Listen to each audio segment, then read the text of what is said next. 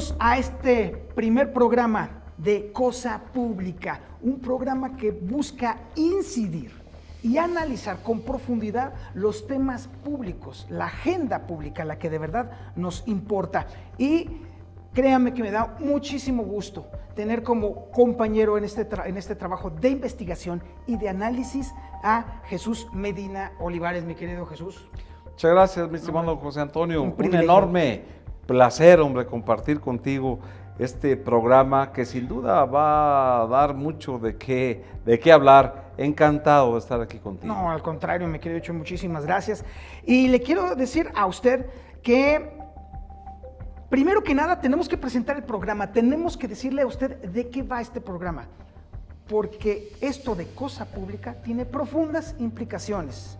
¿Y cuáles son esas, mi querido Chuy? Sí, cómo no, muchas gracias, José Antonio. Bueno, para empezar, Cosa Pública surge con la idea de crear un espacio público, justamente, de investigación, de análisis y de debate de todos los asuntos que son de interés para la misma ciudadanía. Nos queda muy claro que en la democracia moderna ya el ejercicio del poder público no debe hacerse hablando con su propio espejo, consigo mismo, ni tampoco aplicar el término de Pigmalión, que se enamora de su propio proyecto. Claro. Ahora, el ejercicio del poder público en las democracias modernas tiene que gravitar en el sentido de la opinión pública respecto a los temas que tengan que ver para que el Estado funcione mejor. Y ese es un modesto aporte que se pretende que tenga Cosa Pública. Y precisamente en esta primera aportación de Cosa Pública tenemos que hablar, Chuy, y así le duele a muchos, sobre el tema de los salarios de los servidores públicos y de los políticos.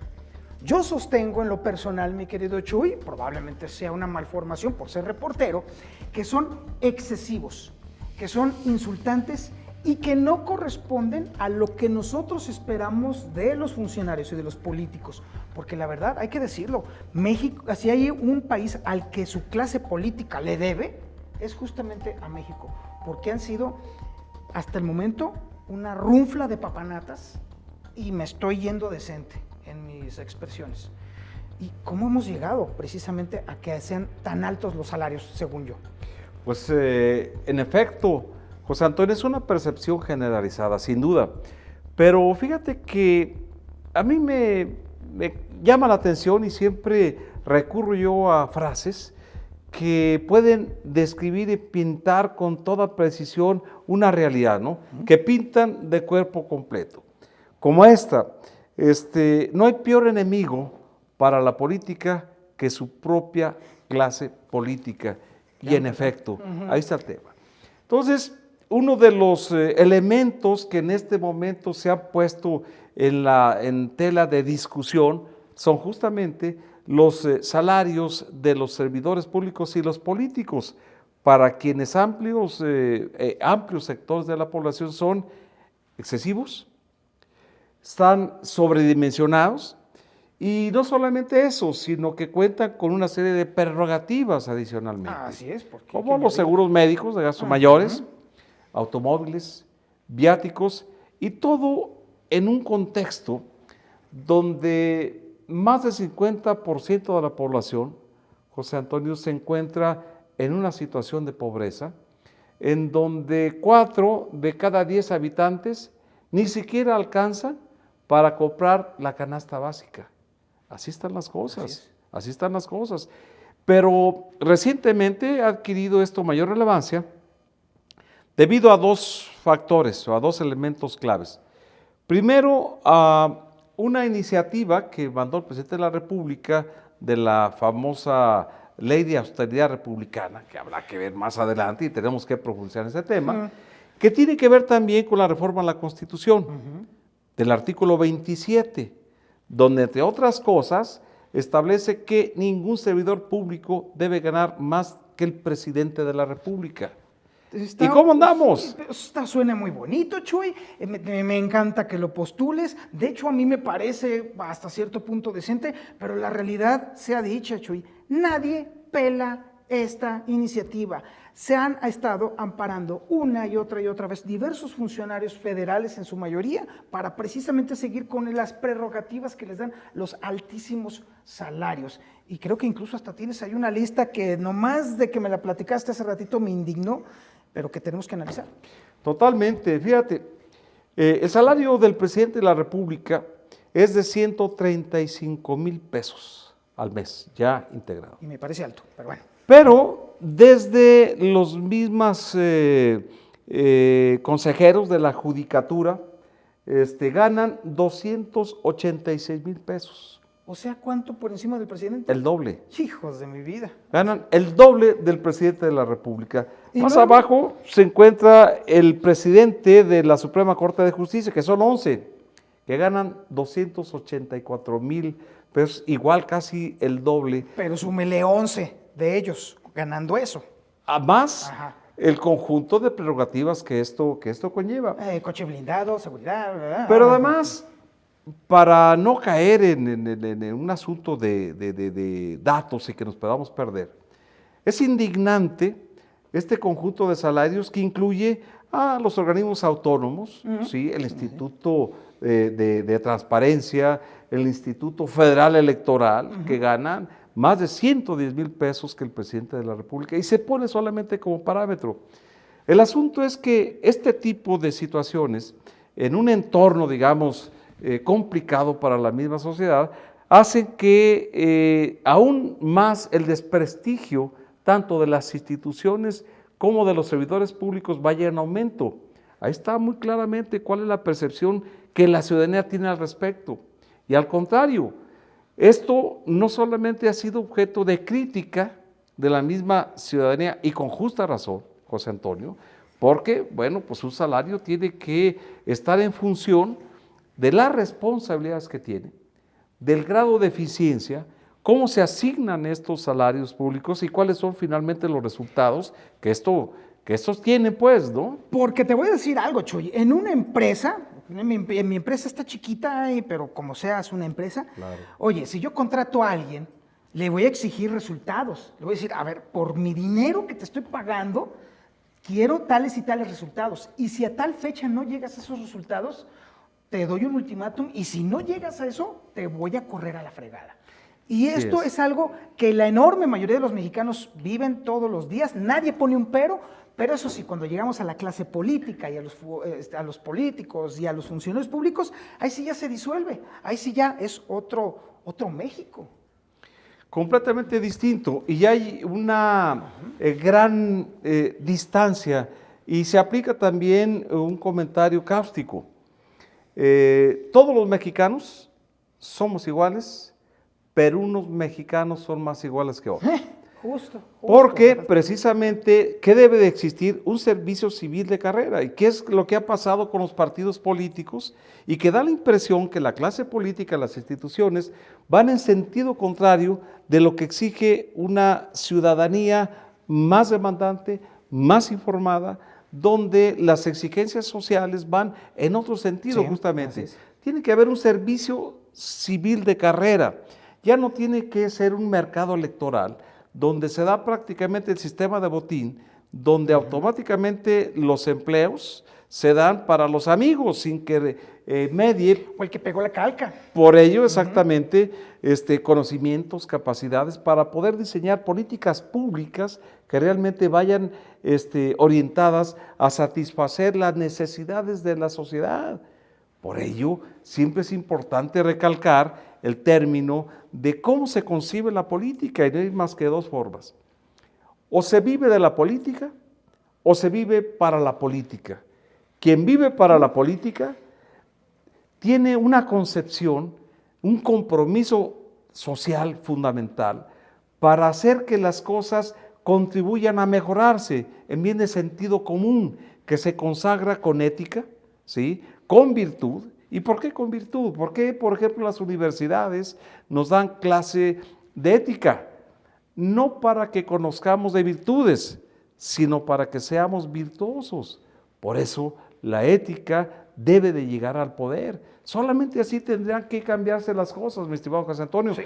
Pero sobre todo, que sea una acción que venga por una profunda conciencia del mismo servidor público. ¿Cómo ver esos servidores públicos? Pero estás pidiendo, se me hace que le Mira. estás pidiendo a peras al olmo. ¿Cómo le vas a Claro. poder pedir a esta clase, a estos servidores públicos actuales que sean conscientes justamente de lo que demanda su puesto? Cuando hemos visto que ha sido una serie de caquistocracias las que han estado gobernando a México y que hemos llegado justamente a este punto en el cual ya prácticamente el tema de ser o de estar orgulloso de ser servidor público es una cosa del pasado y hasta cierto punto romántica, mi Chuy, no sé. Sí, aunque hay alternativas, mi estimado José Antonio, sin duda. Creo que sí hay una indignación, está más que claro. Yo estoy indignado. Ahí está las encuestas, la opinión que la sociedad tiene de las élites, digamos, políticas y burocráticas, porque pues hay que cuestionarse si es clase política. En un principio no tienen una incidencia directa con los factores de producción para que pueda ser llamar clase, Comenzando. ¿no? Y luego hay que saber si realmente tienen clase, ¿no? Y si son políticos, porque también no se vale que de la noche a la mañana alguien dice quiero ser político porque quiero acceder a un cargo por una concepción del poder, pues, ¿no? O del dinero, ¿no? Por el dinero. Como Así es. dice la misma Biblia, ¿no? Quien ama el dinero, de dinero no se sacia. Lo mismo tiene que ver con el poder. Qué fuerte frase. Con la egolatría, pues, ¿no? Y el tema del servicio público, y el tema de la esencia y la razón de ser del servicio público, bueno, ¿de dónde crees que surge la palabra honorable? Que se antepone en la Cámara de Diputados y en la Cámara de Senadores. Se dice Honorable Congreso de la Unión. Honorable, así es exactamente. Tiene un origen latino y es... Claro, es ad honorem. Así es. Dice honorable, es decir, porque a la patria no se le cobra, porque están ahí para trabajar por la patria y por el soberano, que es el pueblo. O sea que cuando se le dice Honorable Congreso de la Unión, se está faltando al principio de ad honorem porque reciben una la nota. Así es. Pero, sobre todo, tampoco pretendemos que en esas circunstancias no. lleguemos a ese extremo. De despojarlos de todo el ingreso, ¿no? Tampoco. De ninguna manera, ¿no? Pero sí estamos de acuerdo que es necesario que exista, primero, una regulación de estos salarios, porque me Pero parece... que no dependa, a ver, porque ahorita depende de los diputados, depende de los regidores, depende de la federación, depende del contentillo del Y presidente. que ellos mismos se lo autorizan. Así Porque es. mira, como está el diseño constitucional de los ayuntamientos, se vota, y eso hay que recordarlo, por una boleta. Ajá. En la boleta va el nombre del partido. Así ¿sí? es. Y de la planilla, es decir, el presidente municipal y los regidores, ¿sí? Entonces, automáticamente el que gana le están dando una mayoría, con lo cual le garantiza una gobernabilidad, tal suerte que ningún regidor, por más que se quiera poner, pues va a desechar las políticas o lo que proponga el presidente municipal. Y mira, y hablando, por ejemplo, de casos concretos y muy cercanos, por ejemplo, tenemos aquí un caso en Aguascalientes, que es donde tenemos aquí el estudio, por ejemplo, de un presidente municipal de un municipio que se llama Asientos, que es uno de los municipios más pobres, si no es que el más pobre. Y surprise, surprise, resulta que es uno de los presidentes municipales que más cobra en el país, ya no se diga en el estado, en el país. A ver, mi Chuy, ¿cuánto mira, cobra este angelito? Como este programa es de investigación, es de análisis y es de debate, ¿por qué ese compromiso que estamos asumiendo tú y yo, José Antonio? Porque mira, tengo la impresión y la convicción de que quien tiene la capacidad de estar frente a un micrófono, de escribir o de emitir un análisis, tiene la obligación de poder aportar para generar conciencia. Por eso es que estamos teniendo esos datos. Mira, el presidente de Asientos que has comentado, gana 127,000 pesos mensuales. Hijo de mi vida. Es el presidente municipal que más gana de todos los presidentes municipales, incluyendo el de Aguascalientes. Fíjate, y sin embargo, A ver, ¿y la densidad poblacional? la densidad de la Asientos? población, estamos hablando que solamente tiene 3.56% de la población total del estado. ¿Y cuánto tiene Aguascalientes? Pues Bueno, prácticamente todo, casi tiene 1 millón. de Casi personas, tiene 1 entonces, millón y gana mucho menos el presidente Estamos municipal hablando de de que Aguascalientes tiene el Aguascalientes. 80% de la población y el alcalde de Aguascalientes, ¿cuánto Así es, tiene gana? cerca del 4%, 3.52%. Así es. Pero en general así andan los salarios de los presidentes Ajá, municipales, así andan entre 80 y 135 mil pesos. Pero, ¿cómo justificar cuando la mayoría de la población, cerca del 40%, se dedica a un empleo formal y gana tan solo un salario mínimo? Por ejemplo, ¿no? A ver, por ejemplo, un profesionista. Profesionista. Tenemos al Angelito de Asientos, de un municipio que prácticamente no tiene nada y que gana 100. Mira, te doy el dato, ¿Cuánto José gana un Antonio. profesionista? Mira, te doy el dato. Aquí con los datos que tenemos, el 40.5% de la población total que tiene una ocupación informal tiene una percepción de 6.187. Fíjate, el 40%, José Antonio. Ahí te va. Para un servidor, para un profesionista, digamos, apenas superan los 12,000 pesos mensuales. me lleva la fregada. Quiere decir entonces, un profesionista gana 12,000 mensuales. El alcalde de Asientos gana 120,000 pesos mensuales. ¿Dónde carajos está la proporción, la equidad, la justicia para los mexicanos? ¿En dónde demonios, en qué momento perdimos la brújula, mi querido Chuy?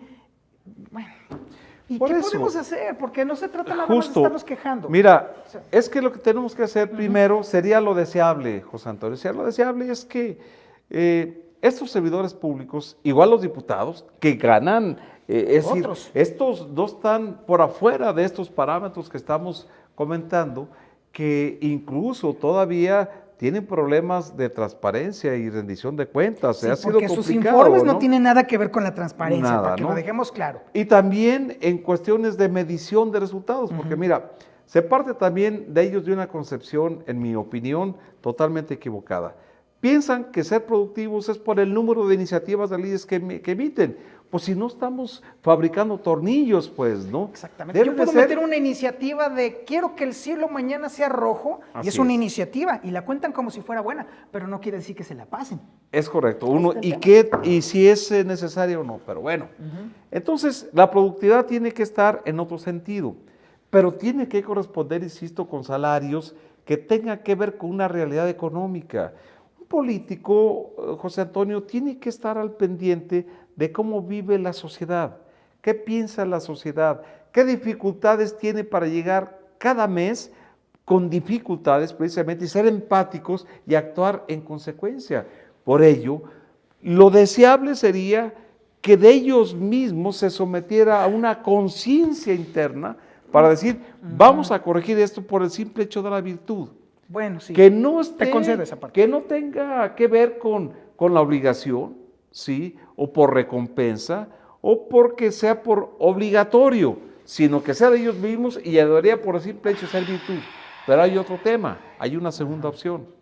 La segunda opción, pues es que haya la denuncia pública, que haya un rechazo de la ciudadanía, que vean quienes no actúan así y para la siguiente no darle el voto a quienes han actuado de una manera distante y distinta. ¿Por qué, José Antonio? Así es. Tienen que entender estas élites políticas y burocráticas que los ciudadanos no somos fantasmas, que estamos conscientes, que vemos cómo se despachan incluso con la cuchara grande. Claro, no generalizo porque si hay personas que, como en todo hay excepciones, ¿no? Sí, y los conocemos y son nombres, pero cada vez son menos. Cada vez son menos, lamentablemente. Pero entonces hay una tercera opción. ¿Cuál es esa tercera opción? Sí, tiene que haber una regulación por ley. Que haya una comisión independiente que se encargue de analizar cuáles son los salarios que de manera justa, que de manera objetiva pueda percibir un servidor público que se dedique a esas actividades. No se trata tampoco de irse a los extremos, ¿no? Pero sí que tengan como base, pues, cuál es cuál es la situación económica que prevalece, ¿sí? Para que tengan pues evidentemente un salario que le permita vivir en dignidad. Ok, ¿no? a ver si te estoy entendiendo y te estoy siguiendo, Chuy. Entonces, tu propuesta prácticamente es de establecer una institución que, primero, le quite las facultades a diputados, a regidores, a gobernadores, ayuntamientos, a funcionarios correcto. públicos, al propio presidente, para entonces conjuntar esas facultades y que entonces existe una comisión, vamos a llamarle así, una comisión nacional de fijación de salarios de funcionarios a servidores públicos, claro, y que además cumplan Sí. con las normas de transparencia, Claro. ¿sí? Y de fijación también de este tipo de prerrogativas. De eso se trata, o sea, no se pretende tampoco que tengan salarios de miseria, de ninguna manera. No. Simplemente la justa medida, ¿no? Y eso sería esa comisión que tuviera esas facultades Ajá. por ley.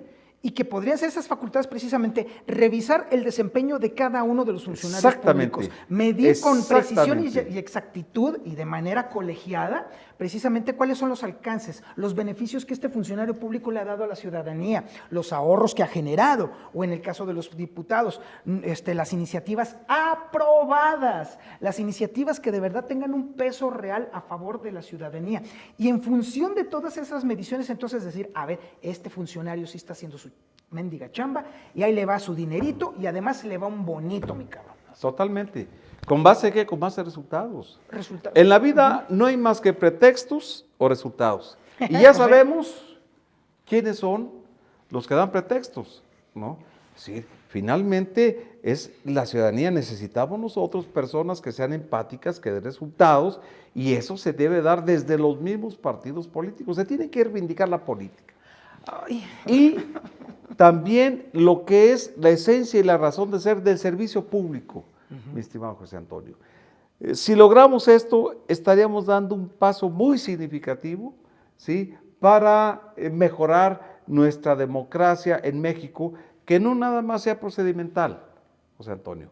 No, tenemos que transitar porque realmente la democracia tenga que reflejarse en un mejoramiento de las condiciones de vida de los mexicanos, y solamente lo vamos a hacer si contamos con servidores públicos, con una élite política y burocrática comprometida con la sociedad y con compromiso social y con ética. Por eso necesitamos lo que decía de la cortina, que la ética llegue al poder, mi estimado José Antonio. Haciendo un poquito eco de tu excesivo optimismo, mi querido Chuy. A ver, híjole, tu propuesta de un instituto que regule los salarios a mí me parece excelente. El poder público, o quienes en este momento detentan el poder público, andan distraídos y pajareando en otro tipo de cuestiones. Y el tema de la reivindicación del poder público a través de la ética me parece poco menos que una fantasía, Chuy, pero de verdad, o sea, no quiero parecer mamón ni payaso, ni mucho menos, pero créeme que a mí me gustaría como ciudadano creer que de verdad existe una clase política que de verdad está cuestionándose a sí misma y diciéndose, chingado, tengo que mejorar, tengo que ser mejor funcionario público y además se lo debo a mi país. Y es donde partimos precisamente. El tema radica en que existan personas que de verdad amen el servicio público por ser propiamente un servicio público. Pero no es suficiente, ni es todo. Fíjate bien, ¿verdad? es que son dos ¿verdad? cosas. Ajá. Como dijo el cochiloco, es que una cosa es una cosa y otra cosa es otra cosa. Sí, o sea, primero, se tiene que lograr una conciencia crítica interna de hacer las cosas, por virtud, ¿sí? Pero no es todo. Un sistema político también tiene que ver con gentes como tú y yo, gente corriente y moliente, a veces más corriente que moliente, pero también somos responsables, ¿sí? También somos responsables de la clase política que tenemos, ¿eh? ¿O qué? ¿Ellos llegan solos que no votamos nosotros? Ese es el punto que nosotros que no hay una conciencia, sí, que no hay una conciencia de clase para poder medir resultados de la gente. Hemos metido una caquistocracia. Como decía el filósofo, ¿para qué denunciamos a un presidente municipal, a un diputado? Si él ya no va a entender lo que es ética. No entienden que, por ejemplo, cuando vemos la clase de ética, insisto, no es para que conozcan de valores o de virtudes, sino para que sean virtuosos. Pero si no saben, ¿qué es lo que tenemos que hacer? la denuncia pública, para que los hijos y la sociedad conozcan que ellos no han cumplido y la gente no vuelva a votar con ellos. Entonces, ¿qué necesitamos? Una ciudadanía informada, que sepa que no son fantasmas, que exija y que también haga aplicación del derecho y el poder de su voto, porque pues también si no se hace este tipo de mediciones, no hay entonces una corresponsabilidad.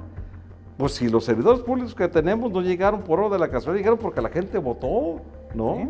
Nosotros los pusimos Así a es, esos ¿no? animales. Y también como los pusimos los podemos quitar. Por eso digo que deben existir dos cosas.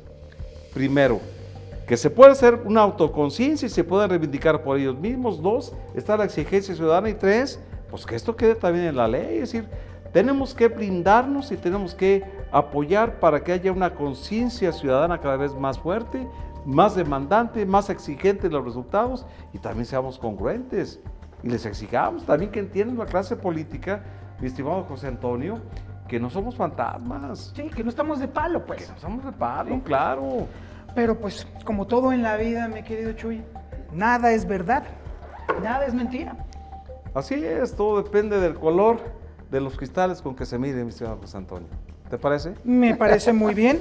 Y bueno, pues entonces, en la pantalla ya está usted viendo las redes sociales justamente de Cosa Pública, ya lo está viendo, y también en el canal de elreportero.tv, está en todos lados. Y por supuesto, también suscríbase, por favor, el sistema de distribución para que le lleguen los avisos de cuándo vamos a estar transmitiendo. Lo vamos a hacer cada semana, ¿verdad? Así es. Con los temas que van a... Ahí vienen otros temas tremendos, pero por lo pronto, esto ha sido Cosa Pública, mi querido Jesús ¿Cómo no, Medina señor José Olivares. Antonio?